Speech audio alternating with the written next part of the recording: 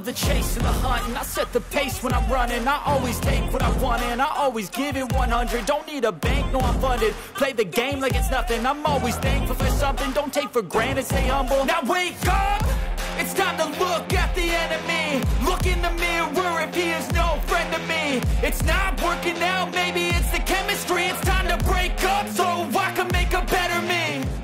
Olá e sejam bem-vindos a mais um episódio do canal Dividendos. Avaliar empresas é muitas vezes como contar uma história, e contar a mesma pode ser feito de infinitas maneiras. Eu acredito que na avaliação de uma empresa podemos agrupar todas essas maneiras diferentes em três tipos. Um é a avaliação intrínseca, onde usamos os valores fundamentais da empresa, olhamos para o modelo de negócio, projetamos os fluxos de caixa a futuro e tentamos determinar o valor de uma ação ao dia de hoje. Outro é a avaliação relativa, onde o objetivo aqui é olhar para empresas semelhantes, perceber o valor que o mercado atribui às mesmas, através de múltiplos como o price to earnings ou outros diferentes, e assim definir um intervalo ou um valor para a nossa empresa. E a terceira é precisamente o objeto de estudo deste episódio, avaliar os capitais próprios ou o book value da empresa. Nada melhor do que entrar num exemplo para perceber o conceito e as suas limitações. Vamos manter isto simples, assim que imagina uma empresa que é basicamente uma relote que vende cachorros quentes e hambúrgueres. Quanto é que valerá esta empresa? Bem, temos de contabilizar o dinheiro em caixa, digamos que tem 3.000 euros. Temos de contabilizar os inventários, como o pão, as salsichas, os hambúrgueres, o fogão, a relote, os utensílios de cozinha, acho que já percebeste a ideia, que valem, digamos, 2.000 euros. No total, temos 5.000 euros de ativos, mas ainda temos de olhar para os passivos. Digamos que a empresa está a pagar um empréstimo de 1.000 euros que pediu para comprar a relote e que deve 500 euros a fornecedores. Neste caso, os passivos seriam de 1.500 euros, pelo que o book value desta empresa, ou se quisermos os capitais próprios, seriam de 3.500 euros. Se a empresa estiver dividida em 1.000 ações em circulação, o book value por ação é de 3,5 euros,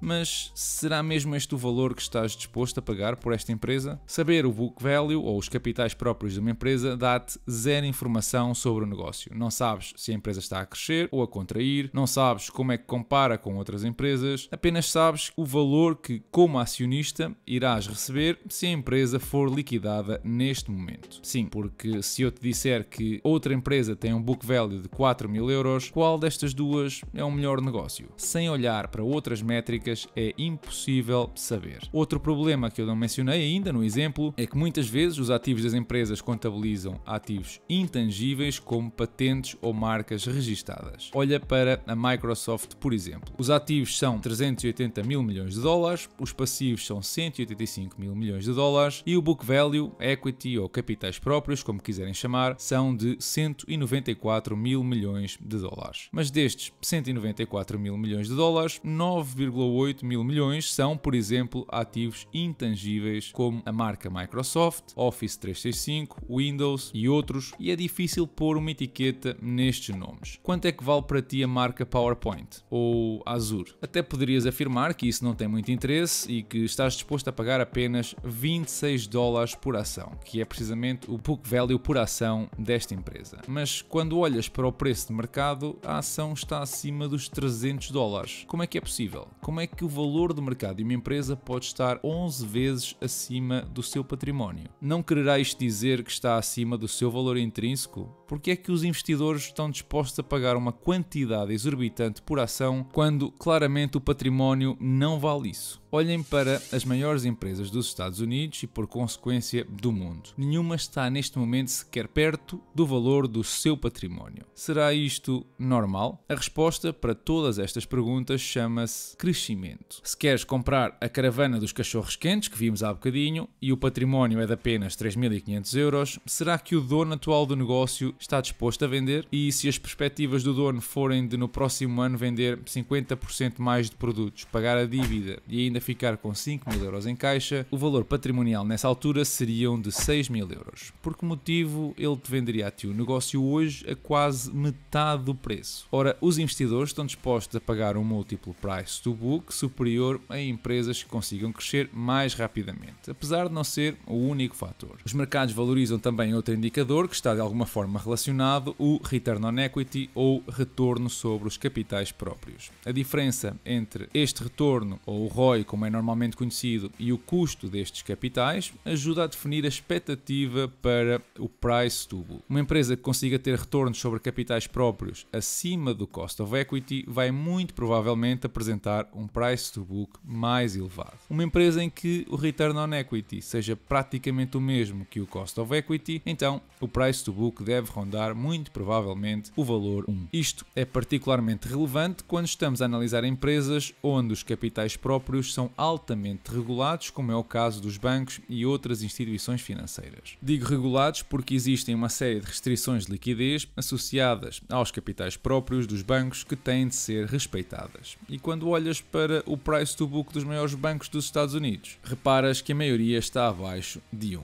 Significa isto que estão a preço de saldo? Não exatamente. Os bancos são obrigados a avaliar os seus ativos ao preço de mercado. E o mesmo não acontece noutras indústrias. Uma empresa pode avaliar uma propriedade em 2 milhões de euros e ir depreciando 200 mil euros todos os anos. Ao fim de 5 anos, a propriedade vale 1 milhão de euros no balanço, mas muito provavelmente, se a tentar vender, consegue fazê-lo por um valor superior ao que comprou. Este desalinhamento não acontece nos bancos, pelo que em tempo de crise o valor dos ativos está abaixo do valor real e em tempos de bolhas os ativos do banco estão acima do valor real. Daí este conservadorismo que não se vê noutros sítios. Isso e o facto de estarem extremamente expostos a ativos derivados que podem aumentar rapidamente as perdas a larga escala e nem sequer são reportados no balanço. Por isso é que é tão comum usar o price to book para avaliar este setor em vez do price to earnings ou do preço-benefício. Esta métrica dá-nos uma melhor ideia da eficiência da gestão de ativos ou dos spreads que cada um dos bancos opera. Muitos inclusivamente focam-se no price to tangible book value ou nos capitais próprios tangíveis, uma vez que elimina dos ativos toda a componente intangível e assim ficas com uma ideia ainda mais conservadora dos capitais próprios ou equity da empresa. Mas então isso significa que esta métrica só serve para avaliar bancos? Eu diria que o melhor uso é mesmo esse. Empresas de software com poucos ativos tangíveis, um negócio pouco intensivo de capital, como é o caso da Microsoft, vamos sempre assistir a um preço superior a 5 vezes os capitais próprios, pelo que se torna algo irrelevante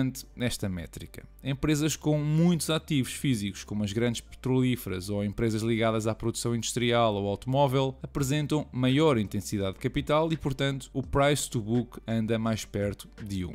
E os REITs? Podemos usar o book value nos REITs? Eu pessoalmente não aconselho. Primeiro porque as guidelines de GAAP requerem que o REIT no balanço apresente o valor de custo e a depreciação e não apresentam o valor atual. Já as práticas IFRS exigem que os ativos estejam marcados ao preço atual e aí sim já se poderia olhar para esses valores de outra forma. Mas isto só acontece na Europa. Por isso é que normalmente se calcula o NAV ou Net Asset Value para se ter uma melhor ideia do valor dos ativos desse REIT, mas eu recomendo que vejas o episódio onde entro mais a detalhe sobre isso. Em resumo, o book value ou os capitais próprios e os múltiplos derivados não são realmente importantes numa avaliação, a menos que essa avaliação seja de uma empresa no setor financeiro, sobretudo os bancos, onde te pode ser de grande ajuda. Nas restantes indústrias podemos olhar para o histórico do múltiplo price to book, mas a menos que a nossa estratégia passe por encontrar uma empresa à beira da falência, cujos ativos superem os passivos, não nos vai servir de muito. Esta foi uma semana positiva para a generalidade dos principais índices mundiais, onde apenas Brasil e Itália mostraram alguma debilidade. O destaque positivo é para o Eurostoxx 50, o índice que segue as 50 maiores empresas europeias, a fechar a semana com ganhos de perto de 4%. Quem também subiu foi o dividendo da Duke Energy em 2% e as previsões do nosso Ministro das Finanças para o crescimento da economia portuguesa em 2023. Agora, a expectativa é de atingir 2,7%, semelhante ao que já tinha anunciado o Banco de Portugal. A economia portuguesa a crescer são obviamente boas notícias, mas o que também é dito nesta peça é que os salários vão crescer em média 8%. Ora, eu olho para os dados do Instituto Nacional de Estatística, olho mais especificamente para a inflação no mês de junho e vejo uma inflação subjacente superior a 5% que teima em não descer. Aliás, olho também para a mesma inflação subjacente, mas calculada de acordo com as métricas da União Europeia, e estamos acima dos 6%. Ora, depois das subidas das taxas de juros em 400 pontos base num ano, depois de medidas como o IVA zero e outras de apoio ao consumo, com o efeito base do ano passado dissipar-se em breve e com o aumento dos salários em 8%, querem que eu acredite que a inflação subjacente em Portugal vai cair para os 3% este ano sem uma recessão? Mas o Medina está a falar do IPC, da inflação total e não da subjacente. Ok, então vamos lá olhar para os valores do mês passado. Todos mostram uma variação positiva de maio para junho. Será isto o início de uma segunda onda? Eu acredito que sim, que vamos assistir a um renascer da inflação até final do ano. Não estou a dizer que vai voltar aos 10%, mas acredito que a tendência no índice geral vai mostrar sinais de inverter novamente. No que respeita a reforços, eu reforcei a minha posição na AT&T depois de esta cruzar a linha dos $15 e como expliquei na publicação que faço em tempo real aos patronos, este é um investimento com algum risco. O primeiro trimestre da empresa foi positivo, espera-se que consiga atingir 16 mil milhões de dólares em fluxos de caixa livres no final do ano, o que, dada a capitalização de mercado atual, se traduz num múltiplo de 6 vezes do preço dos fluxos de caixa livres. Empresas na mesma indústria, como são a Verizon, a Comcast ou a Charter, apresentam um múltiplo muito superior, pelo que aqui a minha expectativa é de expansão do múltiplo alinhado com a concorrência. A dívida pode no curto prazo obrigar a um novo corte no dividendo, mas estou disposto a correr esse risco enquanto faço DCA e vou recebendo 7% em dividendos. No futuro, a existir essa recuperação, será então momento para reduzir a minha exposição e retirar algum lucro deste investimento. Para fechar, o portfólio terminou a semana nos 32% de valorização e recebi em julho $31 em dividendos. E por hoje é tudo. Não te esqueças de deixar o teu like, seguir-me nas redes sociais, Patreon e Instagram, onde vou subindo mais conteúdo durante a semana. Eu desejo-vos uma excelente semana e bons investimentos. Bom, e portanto nós andamos a viver de aparências, o país anda a ser distraído, o país anda a ser embebedado pela classe política. E então quando há um partido com maioria absoluta, eu hoje sou anti a maioria absoluta.